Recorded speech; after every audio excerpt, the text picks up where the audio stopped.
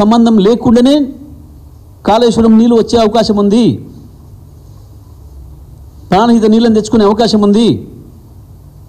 కేవలం బనకచెర్ల కొరకు, చంద్రబాబు కొరకు, చంద్రబాబు బనకచెర్ల అనుమతులు కేంద్రం నుంచి తీసుకొచ్చుకునేంత వరకు దీని జోలికి రారు, దీన్ని ముట్టుకోరు, దీన్ని రిపేర్ చేయరు, దీన్ని ఆన్ చేయరు. ఇగో ఇది ఆ ఇవాళ జరిగి నేను దాంతో శ్రీకారం చుట్టాను ఆ దుర్మార్గానికి.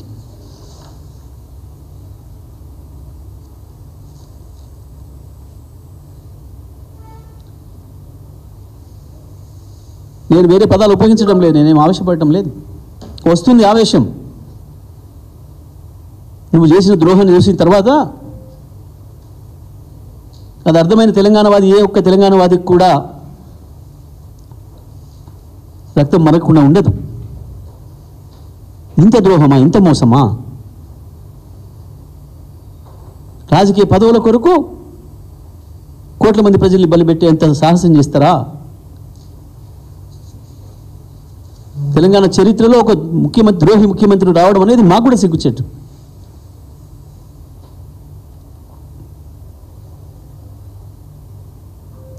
వచ్చిన రెండో ముఖ్యమంత్రి ఇంత అధ్వానంగా చూసాం. అప్పుడు వెనకటి కాలంలో కూడా దేశద్రోహులను, ఒక రాజ్యంలో ఉండి ఇంకో రాజుకు పొందించినోడిని, స్వతంత్ర పోరాటంలో బ్రిటిష్ వాడికి సమర్థించినోడిని చూసాం, దేశద్రోహుల్ని కూడా. కానీ వాళ్ళు వ్యక్తులుగా ఉన్నారు. కానీ ఇవాళ నువ్వు 4 కోట్ల మంది ప్రజలు వాళ్ళ భవిష్యత్తు నీ చేతిలో పెడితే, నీ రాజకీయ స్వార్థం కొరకు ఇవాళ మొత్తం గోదావరిని తాకట్టు పెట్టొచ్చి, గోదావరిని అప్పజెప్పొచ్చి, అబద్ధాలు చెప్పి ఈ రకంగా మోసం చేయడం ఏదైతే ఉందో, నేటి ముఖ్యమంత్రి వైఖరిని మేము తీవ్రంగా ఖండిస్తున్నాం. ఇప్పటికైనా తెలంగాణ ప్రజల ముందట నిజం ఒప్పుకోవాలి, క్షమాపణలు చెప్పాలి.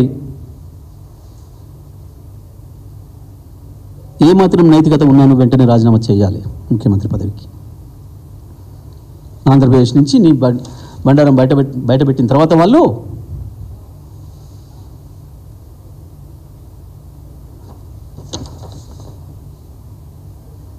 ప్రజలు కూడా అర్థం చేసుకోవాలి. తెలంగాణ ప్రజలు మీడియా అనగానే కూడా అందరూ హరిశ్చంద్రుడు అని అనుకుంటున్న భావన పోవాలి. ఎవరి రంగు ఏందో కూడా తెలుసుకోవాలి, ఎప్పటికప్పుడు ప్రజలు తెలుసుకోవాలి. ఎట్లా ఉంటే 2 రూపాలు, ఆంధ్రలో ఒక రూపం, తెలంగాణలో ఒక రూపం ఎట్లా ఉంటుందో, ఎవడు ద్రోహులో తెలంగాణకి మళ్ళీ ఒకసారి తేల్చుకోవాల్సిన సందర్భం వచ్చింది. ప్రజలు ఉద్యమ సందర్భంలో ఎట్లా పాలను నీళ్లను వేరు చేసి చూసినామో, ఇవాళ మళ్ళీ అదే సందర్భం వచ్చింది తెలంగాణ ప్రజలకి, అదే అవసరం వచ్చింది. నేను మళ్ళీ చెప్తా ఉన్నా, ముఖ్యమంత్రి గారు నువ్వు చేసే తప్పుకు ఇప్పటికైనా క్షమాపణ చెప్పాలి తెలంగాణ ప్రజలకి. ఏమాత్రం నైతిక విలువలున్న ముఖ్యమంత్రి పదవికి నువ్వు రాజీనామా చేయాలి. ఇప్పుడు ఇక తెలంగాణ ప్రజల నిర్వహణగా తేలిన తర్వాత అందు కూర్చునే అర్హత నీకు లేదు వాస్తవానికి.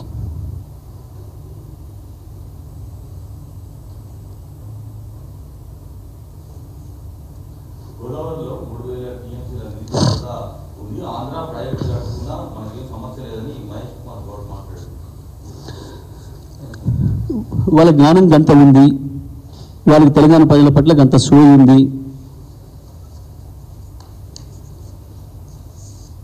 చాలా స్పష్టంగా అన్ని కమిటీలు చెప్పినాయి, పక్క రాష్ట్రాలు కూడా చెప్తున్నాయి. ఇంకా వాస్తవానికి గోదావరి నీళ్ళ మీద మాట్లాడుకోవడానికి వీలిదే కాదు, మిగతా రాష్ట్రాలను కూడా పిలవాల్సి ఉండే. మరి మిగతా 3 రాష్ట్రాలు ఉన్నాయి ఇంకా. ఇప్పుడు కేంద్రం కేవలం రాజకీయ పరిపాలన అవసరం కొరకు తల ఒగ్గి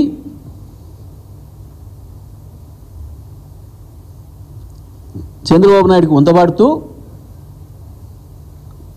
బీజేపీ కూడా ద్రోహం చేస్తుంది తెలంగాణకు. ఆ రాష్ట్రాలు, అటువైపు ఉన్న రాష్ట్రాల ముఖ్యమంత్రులు పిలవాలి. వాస్తవానికి నువ్వు ఉత్త చర్చలు అయితే అపెక్స్ కౌన్సిల్ మాత్రమే కేంద్ర మంత్రి, 2 తెలుగు రాష్ట్రాల ముఖ్యమంత్రులు వస్తారు. అది కానీ చర్చలు జరిగినప్పుడు తప్పకుండా మిగతా రాష్ట్రాలు కూడా ఉన్నాయి అక్కడ. పక్క రాష్ట్రాలు చాలా స్పష్టంగా చెప్తున్నాయి, ఒక్క చుక్క కూడా నీళ్ళు అదనంగా లేవు గోదావరిలో. ఇప్పుడు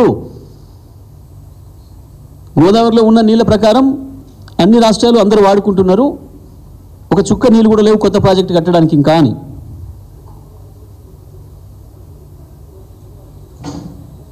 వీళ్ళకి జ్ఞానం లేక, తెలుసుకునే ఓపిక లేక, ప్రజల పట్ల కమిట్మెంట్ లేక, వాళ్ళు ఏ పదవిలో ఉన్నారో ఆ సోయి లేక, బాధ్యత లేక మాట్లాడుతున్న మాటలు. వ్యక్తులనే రోడ్డు మీద కూర్చొని ఏమైనా మాట్లాడుకోవచ్చు నువ్వు, కానీ నువ్వు ఒక సీట్లోకి వచ్చినప్పుడు, ఒక పదవిలోకి వచ్చినప్పుడు, 10 మంది ప్రజల జీవితాలు నీతో ముడిపడి ఉన్నప్పుడు ప్రతి అక్షరం జాగ్రత్తగా మాట్లాడాలి, సోయితో మాట్లాడాలి. ఎవరైనా సరే, ఏ పార్టీ ప్రతినిధి అయినా సరే.